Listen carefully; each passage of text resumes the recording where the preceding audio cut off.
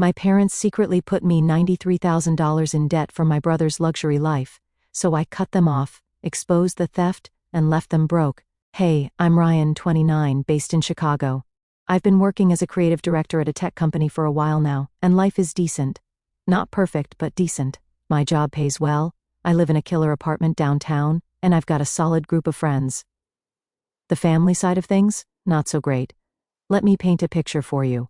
My parents have always played favorites, and guess who's the MVP in this game? My younger brother, Jason. He's 25, still living at home, and has somehow managed to avoid real work his entire life. He's the guy who spends hours gaming and posting on TikTok while I've been grinding for everything I have. But hey, it's family, right? I always thought I'd look out for them no matter what. Until recently. It all started with a call from my bank. I was sitting at work, reviewing some mock-ups for a client campaign, when my phone buzzed. Normally, I'd let unknown numbers go to voicemail, but something told me to pick this one up. Mr. Collins, this is David from the bank, the voice said. We're calling to verify a charge on your account. A charge? Weird. I hadn't used that particular credit card in months. It's my just-in-case card that I keep for emergencies. My heart dropped a little. What charge? I asked. We noticed a transaction for $50,000 to a travel agency. Was this authorized by you? $50,000? My brain froze for a second. Definitely not, I said. David explained that the charge was flagged as unusual and that they wanted to confirm before processing it. He told me they'd hold it until I could verify further details. I thanked him, hung up, and immediately logged into my account. And there it was, a $50,000 pending charge for what appeared to be a luxury Mediterranean cruise. I stared at the screen, trying to piece together how this could have happened. Did my card get hacked? Did I accidentally share my info somewhere? Then it hit me, my parents. Now, to give some context, I've been helping out my family financially for years. My parents always claimed they were struggling, so I sent them $2,000 a month to help cover mortgage, utilities, and groceries. Meanwhile, Jason stayed home, jobless, contributing nothing, but funding a luxury cruise? That was a new low. I called my mom immediately. Hey Mom, weird question, I said, trying to keep my voice calm. Did you or Dad use my credit card for something? There was a pause, and then she laughed. Oh, Ryan, don't overreact. We thought you wouldn't mind. Mind? I hadn't even told her what I was calling about yet. What do you mean, don't overreact? Did you charge a cruise to my card? Well, yes, she said, as casually as if I'd asked her if she picked up milk at the store. It's for Jason's birthday. He's been so stressed lately, and we wanted to give him a little break. Jason, stressed? The guy who plays Call of Duty for 10 hours straight? Mom, that's not a little break. That's 50 grand, I snapped. She sighed. Ryan, you're doing so well at work. We figured you wouldn't mind helping out your brother. It's family after all. Helping out? Helping out is lending someone $20 for gas, not dropping $50,000 on a vacation I didn't even know about. You didn't even ask me, I said. Do you realize how illegal this is? You can't just take my credit card and use it like it's Monopoly money. Oh, don't be so dramatic, she said, brushing me off. It's just money. You'll make it back in no time.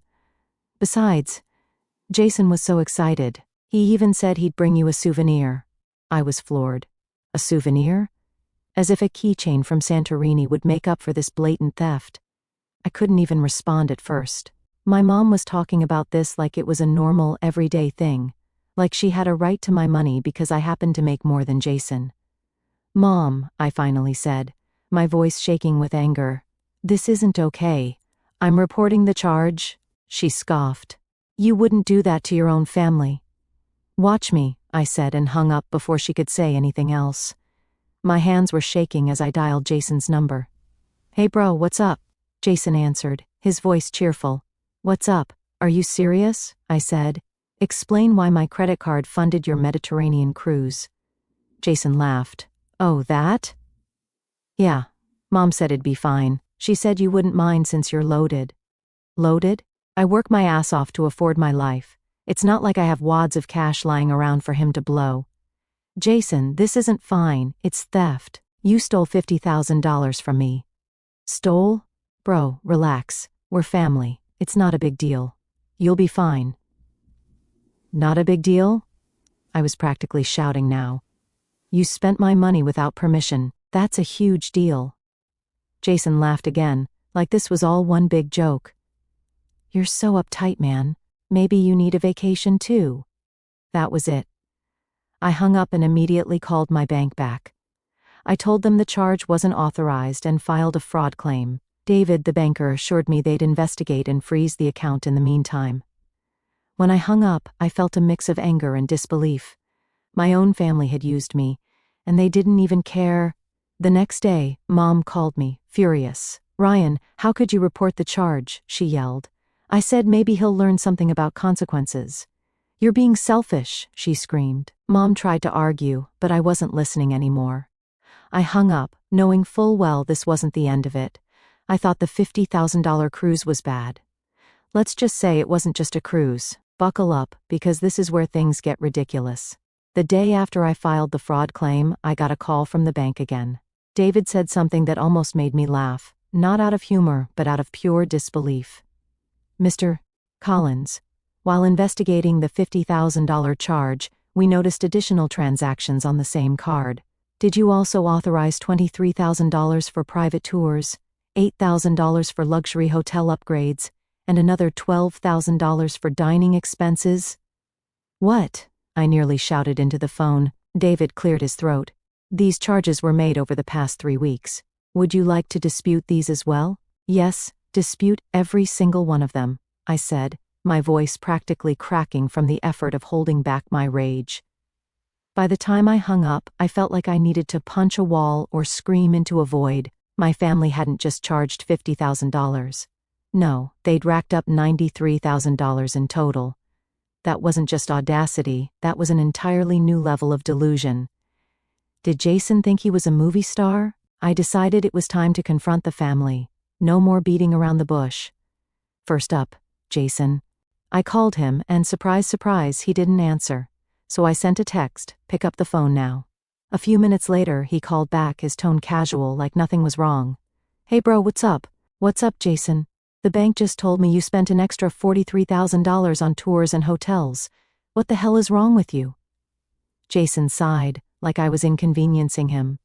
"Ryan, why are you freaking out? It's not like I wasted it, I spent it wisely." "Wisely?" I barked. "You spent $93,000 on a vacation you couldn't afford. You're unemployed. How is that wise?" "Well, I couldn't just take a cruise and skip out on the experiences. What's the point of going if you don't live it up?" Oh, I was done. Done with his excuses. Done with his entitlement. "Jason, do you even hear yourself? You stole from me. This isn't your money, it's mine. Relax, Ryan, you'll get it back," he said, like this was no big deal. "You're damn right I'll get it back," I snapped. Next, I called my mom. She answered on the first ring, probably already bracing for the conversation. "Ryan, I know you're upset, but..." "Upset, Mom?" "Upset doesn't even begin to cover it. You and Jason charged $93,000 to my card." "Oh, stop exaggerating," she said, her voice dripping with condescension. "Jason just wanted to have a little fun. You're making this a bigger deal than it needs to be." "Bigger deal?" I practically growled. "Mom, this is fraud. Don't be so dramatic, Ryan. You're always talking about your bonuses and promotions. We figured you could afford it. And that makes it okay?" She sighed, like she was tired of my antics. "Ryan, you're part of this family. Family takes care of each other. It's not a big deal." "Oh, it's a big deal, all right," I said, my voice cold. "Because I filed a fraud claim. The bank is reversing the charges and transferring them to Jason. He'll be the one paying for all of this." There was a long pause, then she exploded. "How could you do this to your own brother? Ryan, you're going to ruin his life." "Ruin his life?" I repeated, incredulous. "He's 25 years old, Mom. Maybe it's time he started taking responsibility for his actions. He's not a kid. He's a grown man who stole $93,000 and thought he could get away with it. That's not my fault, that's yours for enabling him." Her tone shifted from anger to pleading. "Please, Ryan, don't do this. We'll find a way to pay you back. Just call the bank and undo the claim." I laughed bitterly. "Pay me back with what money? You can't even afford your own bills without my help." "No, Mom, this is on Jason now. Maybe this will be the wake-up call he needs." I hung up before she could say anything else. That night, I got a frantic voicemail from Jason. "Ryan, what the hell? The bank says I owe them $93,000. You need to fix this. I can't pay that kind of money. Call me back, please. I didn't call him back. Instead, I poured myself a drink, sat on my couch, and let myself enjoy the silence for once. I wasn't cleaning up their messes. The next morning, I woke up to another voicemail, this time from my dad. He's usually the quieter one, the peacemaker in the family, but even he sounded desperate. Ryan, I know you're upset, but don't you think this is a bit harsh? Jason made a mistake. We all make mistakes. Please, son, give him another chance. Call me back. I didn't. By the end of the day, my phone had exploded with calls and texts from my parents and Jason. Every message was some variation of "You're ruining Jason's life," or "How could you do this to us?" But I ignored them all. For the first time, I felt like I was standing up for myself. They'd taken advantage of me for years, treating me like a bottomless wallet, and now they were finally facing the consequences. I wasn't going to fix this for them. After the bank finished their investigation and pinned the $93,000 bill squarely on Jason, I realized it wasn't enough to just stop the theft. I needed to completely cut them off financially. No more monthly payments to help with the bills, no more covering for their irresponsibility, and definitely no more being the family safety net. The next day, I sent a group text to the family, effective immediately. I will no longer contribute financially to this household. You're all on your own. Within minutes, my phone lit up like a Christmas tree. Mom, Ryan, you can't just abandon your family like this. Jason is going through a lot right now. Jason, wow, guess you're too good for us now, huh? Dad, Ryan, let's talk about this calmly. You're making a mistake. I ignored them all. Instead, I started making plans for myself. First, I decided to move out of my old apartment. It was close to their house, and I'd chosen it originally to be convenient for helping them out, but that convenience had become a leash. It was time for a fresh start. I found a sleek new apartment downtown, bigger, better, and further away from their nonsense. Signing the lease felt like the first real step toward freedom. I packed up my things that same week, feeling lighter with every box I taped up. Meanwhile, Jason had started spiraling. He called me about a week later, his tone frantic. Ryan, I'm in trouble, man. The collectors are calling non-stop. They're saying I owe $93,000. I don't know what to do. I let him ramble for a bit, my face completely blank as I stared out the window of my new place. When he finally stopped talking, I said, "Sounds like a problem you created for yourself." Ryan, come on, he whined. You've got to help me out. Just lend me a few thousand to get the collectors off my back. Lend you a few thousand? I repeated, incredulous. Jason, you stole $93,000 from me. Why on earth would I give you another dime? Because I'm your brother, he snapped, as if that was some kind of magical argument. And what does that mean, exactly? I asked. That I'm supposed to let you rob me blind and then bail you out when it blows up in your face? It wasn't like that, he protested. I just thought you wouldn't care. You've got so much money, Ryan. What's $90,000 to you? I couldn't believe what I was hearing. He still didn't get it. Jason, this isn't about the money, it's about the principle. You used me, and now you're paying the price. Good luck. I hung up and blocked his number. Of course, Jason wasn't the only one freaking out. My parents were in full panic mode too. Mom started leaving me these long, guilt-trippy voicemails every day. Ryan, you're tearing this family apart. How can you sleep at night knowing your brother is suffering? He's your brother, for God's sake. We're supposed to stick together as a family. Stick together? Funny how that only seemed to apply when they wanted something from me. She even showed up at my office one afternoon, completely unannounced. My assistant buzzed me to say there was a woman in the lobby claiming to be my mother. I sighed and told her to send Mom up. She walked into my office, looking like she hadn't slept in days. Her hair was messy, and her eyes were red-rimmed. Ryan, please, she said, her voice cracking. Jason's in trouble. The collectors are going to ruin his life. We need your help. You're the only one who can help him. Please, Ryan, we'll pay you back. I laughed bitterly. With what? What money? You can't even keep up with your own bills without my help. Don't act like you're suddenly going to find $90,000 lying around. Mom's face crumpled, but I didn't feel any sympathy. She'd spent years enabling Jason, covering for him, making excuses for his behavior, and now she wanted me to clean up the mess. No, Mom, I said firmly. This is on Jason. He made his bed, and now he has to lie in it. I'm not fixing this for him. Ryan, please, you're his big brother. He looks up to you. No, Mom, I interrupted. He doesn't look up to me. He takes advantage of me, and so do you. That ends now. I knew I'd done the right thing. Cutting them off wasn't easy, but it was necessary. They had taken me for granted for too long, and I wasn't going to let it continue. Of course, they didn't see it that way. Over the next week, my phone continued to blow up with calls and texts. They tried every trick in the book, guilt, anger, flattery, to get me to change my mind. Ryan, we're your parents. Don't we deserve your support? Bro, I'll pay you back eventually. Just give me some time. I ignored every single message. I was done. I expected Jason's life to start crumbling after the fraud claim went through. But I underestimated just how quickly things would spiral out of control for him. Watching it happen was like seeing a slow-motion car crash. Messy, avoidable, and entirely his fault. The first sign of trouble was when Mom called me, panicking. Ryan, did you know Jason's been getting calls from debt collectors? She asked, as if this were breaking news. Of course I know, I said, trying to keep my voice calm. That's what happens when you rack up $93,000 you can't pay back.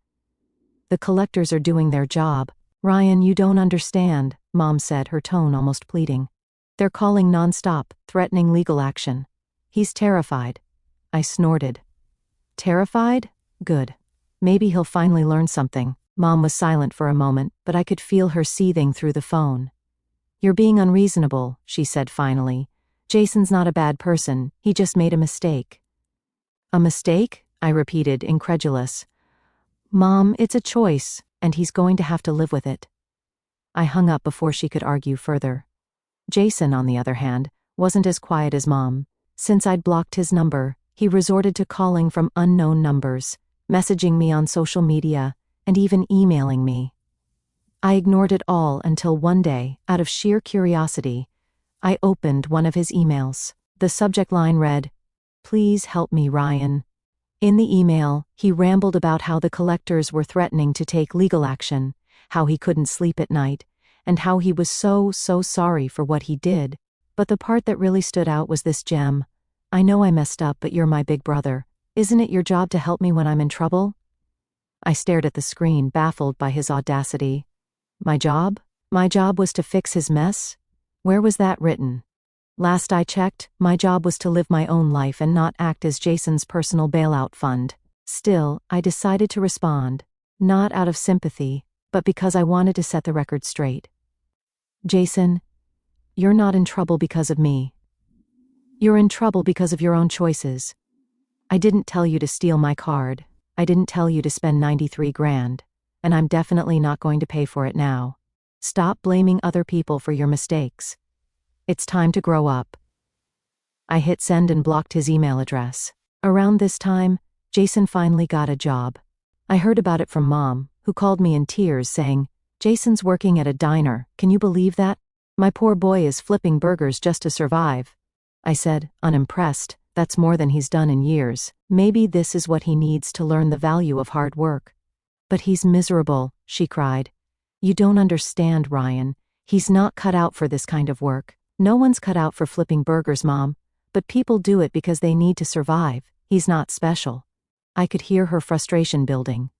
"Ryan, this is your fault. If you just helped him, he wouldn't have to degrade himself like this." I laughed bitterly.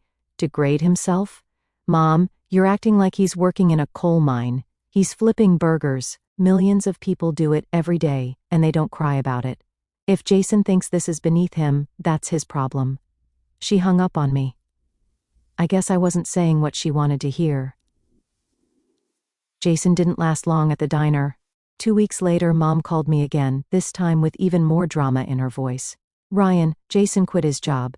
He said it was too demeaning, and the manager was rude to him."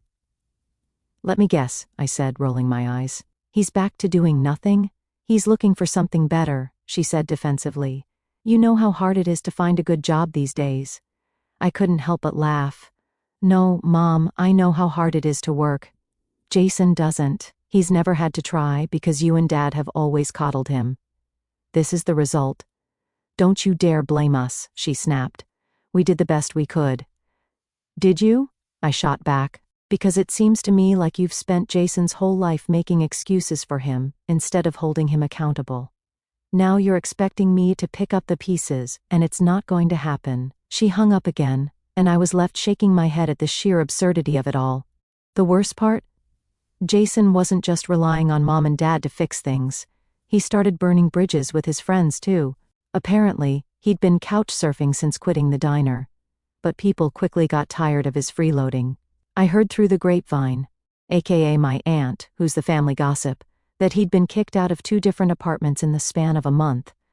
He's running out of places to go, my aunt told me. You might want to step in before he ends up on the street. I shrugged. Not my problem. Jason needs to figure this out on his own. She gave me a disapproving look, but I didn't care. Not anymore. By the end of the month, Jason was screwed. No job, no couch to crash on, no one left to sponge off. Mom and Dad were barely holding it together themselves, and their calls to me became less about guilt-tripping and more about sheer desperation. "Ryan, we don't know what to do anymore," Dad said one night, his voice heavy with exhaustion. "Jason's lost. He needs help." "Then help him," I said simply. "We don't have the resources," he admitted. "That's not my fault," I replied. Dad sighed, and for once, he didn't argue. I think he knew I was right. Jason's fall from grace was ugly, but it was necessary. He'd spent his whole life coasting on other people's generosity, and now that it was gone, he had to learn how to stand on his own.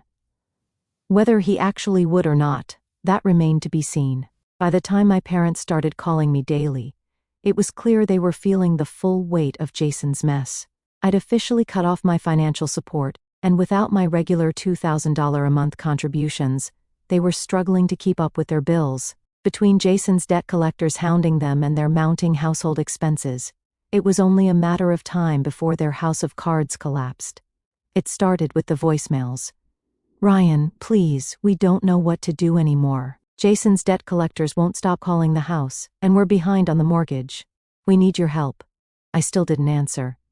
Then came the in-person ambushes. One Saturday morning, I was halfway through my coffee when there was a knock on my apartment door. I opened it to find my mom and dad standing there, looking like they'd aged 5 years in the last month. "Ryan, we need to talk," Mom said, her voice shaky. I sighed and stepped aside, letting them in. They sat on my couch, fidgeting like they didn't know where to start. "All right," I said, crossing my arms. "What's so urgent that you had to show up uninvited?" Mom's eyes filled with tears.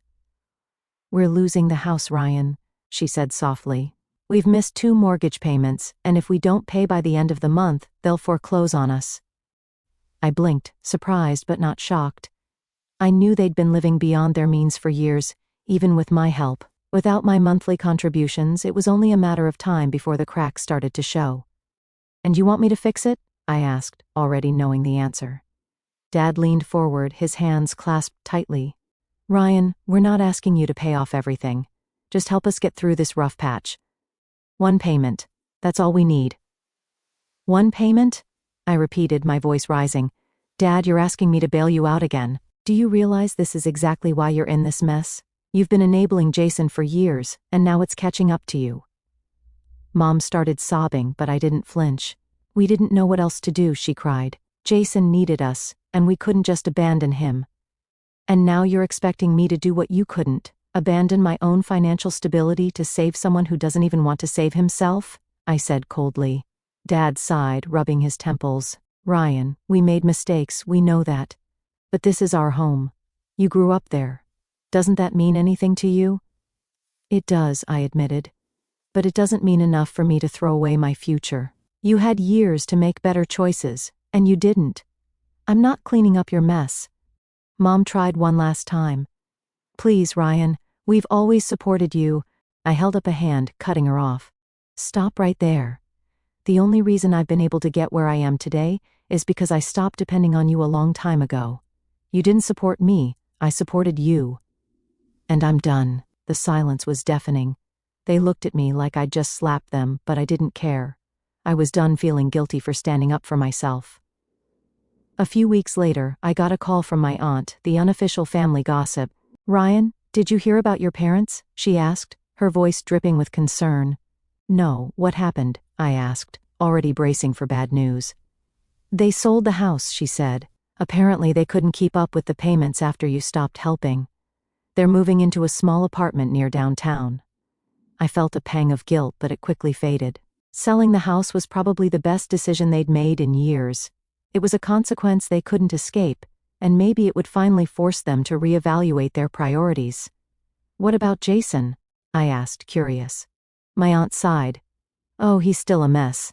None of his friends want to deal with him for more than a few days, and your parents can't afford to support him anymore. Good, I said simply. A few days later I got a text from Mom. It was short and to the point. We've moved into the apartment. It's not much, but it's all we can afford now. I hope you're happy. I didn't reply. Meanwhile, Jason's life continued to spiral.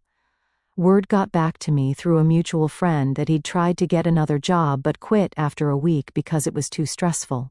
Apparently, he thought the collectors would eventually give up if he just ignored them long enough. I heard through the same friend that Jason had burned through most of his social connections. No one wanted to put up with him for long. His entitled attitude didn't exactly win him any sympathy points, and he was quickly running out of places to go. At one point, he even tried crashing at a distant cousin's house, but they kicked him out after 2 days when they caught him ordering food delivery on their account. Classic Jason. As for my parents, the reality of their new living situation started to set in. They went from a comfortable suburban home to a cramped 2-bedroom apartment in a rundown part of town. Dad had to pick up a part-time job to make ends meet, and Mom, who hadn't worked in decades, was struggling to adjust to their new budget. Every now and then, I'd get updates from my aunt about how they were doing. Your dad's been talking about looking for a better job, she said once, and your mom's been learning to coupon. Can you believe that? I couldn't help but laugh. Maybe it'll be good for them, I said. They've spent too long living in denial. This might be what they need to finally change. Update: my entitled brother Jason didn't pay the collectors, and things went downhill fast. Hey everyone! It's been a while since my last post, and a lot has happened since I cut off my freeloading family. If you've read my earlier posts, you know the deal. Jason stole $93,000 using my credit card for a luxury cruise and all the extras, and I filed a fraud claim. The debt got shifted back onto him, and I cut off all financial support to my parents. Well, turns out when you ignore debt collectors, they don't just go away. Who knew, right? A few months after the fraud claim went through, Jason's brilliant strategy of if I ignore it, it'll disappear finally blew up in his face. The collectors escalated things and took him to court. My cousin Sam, the unofficial family reporter, texted me about it. Jason's being sued. He's losing it. Collectors are going after everything. At first, I wasn't going to get involved, but curiosity got the better of me. I showed up at court that day, sat in the back, and watched as Jason tried to squirm his way out of it. The collector's lawyer was ruthless, laying out every charge Jason racked up with my stolen card. Jason tried every excuse in the book. I didn't know it was real. I was going to pay it back. And my personal favorite, it's not my fault. Honestly, I half expected him to blame the dog for the charges. The judge wasn't buying any of it. Mr. Collins, you've ignored every opportunity to resolve this issue, and the evidence is clear, the judge said. You are liable for the full amount of $93,000, plus court fees. If you cannot pay, the collectors are authorized to pursue wage garnishment and asset seizure. Jason turned ghost white. He started stammering about how he didn't have anything, and wasn't trying to avoid it, but the judge just sighed and moved on to the next case. It was oddly satisfying to watch Jason face the reality of his actions. After the court ruling, the collectors wasted no time. Jason's wages, what little he made from his part-time job at a warehouse, started getting garnished immediately. Mom called me about a week later, full of righteous indignation. Ryan, how could you let this happen to your brother? She demanded. Let this happen? I said, trying not to laugh. Mom, did you think there wouldn't be consequences? He's barely making enough to eat. Maybe it's time he started taking life seriously, I shot back. Wage garnishment sucks, but maybe it'll teach him not to spend money he doesn't have.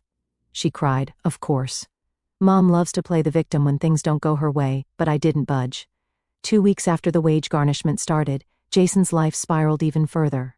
Sam called me again, barely able to contain her laughter. Guess what? She said.